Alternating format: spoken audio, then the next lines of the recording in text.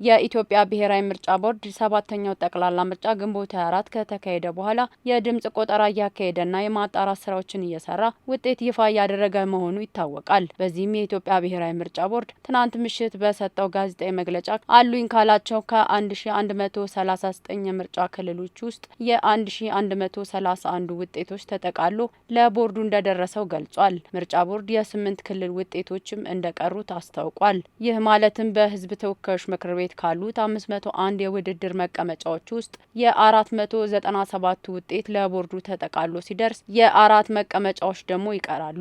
በተመሳሳይ በክልል ምክር ቤት ካሉት 638 መቀመጫዎች ውስጥ የ634 ውጤት ለቦርዱ ሲደርስ የአራት የምርጫ ክልል ውጤት ደግሞ እንደሚቀር የቦርድ ሰብሳቢዋ አስታውቀው በአጠቃላይ የ8 የምርጫ ክልል ውጤት ተጠቃሎ ለቦርዱ እንዳልደረሰው ሰብሳቢዋ ገልጸዋል።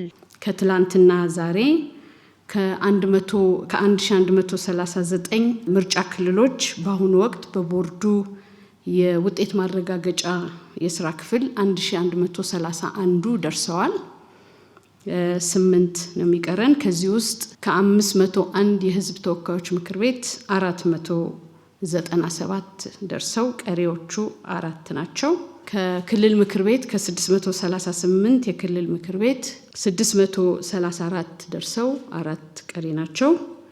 ስለዚህ በድምሩ 8 ከ8 ምርጫ ክልል እንጠብቃለን። የቦርዱ የቴክኒካል አማካሪ የሆኑት አርማያ አሰፋ ትናንት ምሽት ቦርዱ በሰጠው ጋዜጣዊ መግለጫ በደቡብ ምዕራብ፣ በቤንሻንጉል ጉሙዝ፣ በኦሮሚያ፣ በድሬዳዋና በአዲስ አበባ ለክልልና ለህዝብ ተወካዮች ምክር ቤት የተወዳደሩ እጩዎችንም ውጤት ይፋ አድርገዋል። የተገለጸው ውጤትም የ32 ምርጫ ክልል ጊዜያዊ ውጤት መሆኑ ተጠቁሟል። በተጠቀሱት የምርጫ ክልሎች ውስጥ አብዛኛውን ከፍተኛ ድምጽ የብልጽግና ፓርቲ እጩዎች አሸናፊ ሲሆኑ በአዲስ አበባ ምርጫ ክልል 18 ቂርቆስ ምርጫ ጣቢያ የኢትዮጵያ ዜጎች ለማህበራዊ ፍትህ ኢዜማን ወክለው ለህዝብ ተወካዮች ምክር ቤት የተወዳደሩት የፓርቲው መሪ እዮም መሳፍንት አሸናፊ መሆናቸውም ተገልጿል። በተመሳሳይ በድሬዳዋ በሁለት ምርጫ ክልል የነጻነትና እኩልነት ፓርቲን ወክለው የተወዳደሩ ሁለት እጩዎች ለክልል ምክር ቤት ማሸነፋቸውን ቦርዱ አስታውቋል። በአጠቃላይ ያጸደቅናቸው ውጤቶች ከደቡብ ምዕራብ አንድ የክልል ምክር ቤት፣